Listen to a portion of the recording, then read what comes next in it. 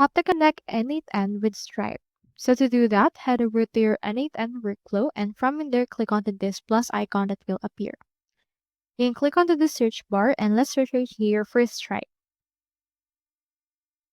You should be able to see Stripe right there. Head over and click on this. Just choose right here the action that you want to choose with Stripe. So for example, on my case, let's head over and then choose right here a particular action. I'll head over and choose this get the balance. After that, this will open this window.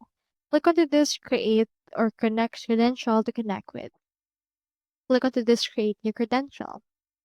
This will open this.